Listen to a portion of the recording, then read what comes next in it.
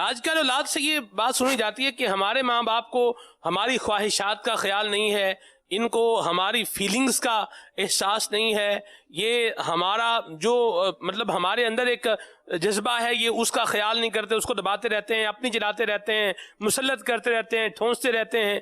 تو یہ جو اس طرح بچے سوچ رہے ہیں، ظاہر سی بات ہے بچہ پرمیشن مانگ رہا ہے میں نے یہ کام کرنا ہے، ماں باپ کہتے ہیں بھائی نہیں کرنا، اس میں کوئی نقصان ہوتا ہے یا نقصان کا اب بچہ یہ بولے گا یار میرے ماں باپ نے تو نا اجازت دینی ہی نہیں ہے، تو کیا کہیں گے آپ؟ ماں باپ کا دل ہوتا ہے یار.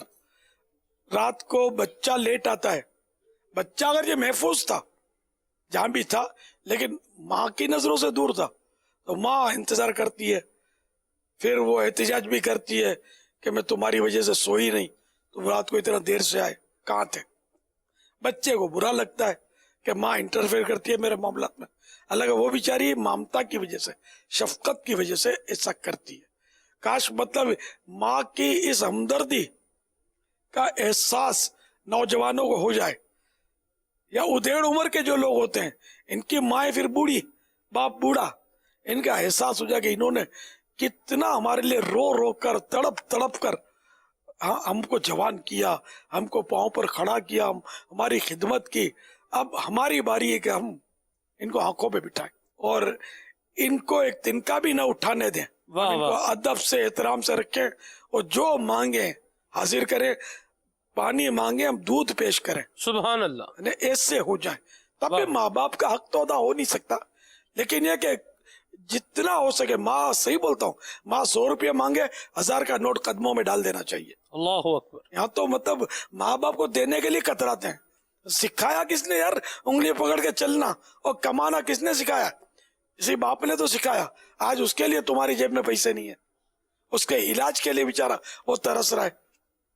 اور تم مجھے ایک واقعہ بھولتا نہیں ہے، یہ زیادہ پرانا نہیں ہے، میرے ساتھ جو اسرائیل بھائی ہیں یہ بھی ان کو بھی پتا ہوگا، یہ واقعہ یاد آ جائے گا کہ اسرائیل بھائی نے بتایا کہ ہمارے رشتے دار ہیں، ایک بیچارے کو کینسر ڈکلیئر ہو گیا ہے، بوڑھا آدمی ہے، ٹینشن میں آ گیا ہے، بیٹے کو یاد کر رہا ہے، بیٹے کو فرصت نہیں ہے کہ اپنے باپ سے آ کے مل لے. یاد ہے یہ واقعہ، میرے کو بھولتا نہیں ہے.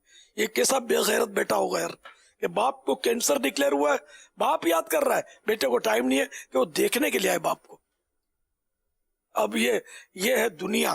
اب اس ذلیل دنیا نے یار دینا کیا، کل تمہارے ساتھ پتہ نہیں اس طرح ماں باپ کے ساتھ سلوک کریں گے تمہارے ساتھ کیا ہوگا یار. سوچتے نہیں ہیں، اپنے انجام کو نہیں سوچتے. ایسا بے وقوف بیٹا.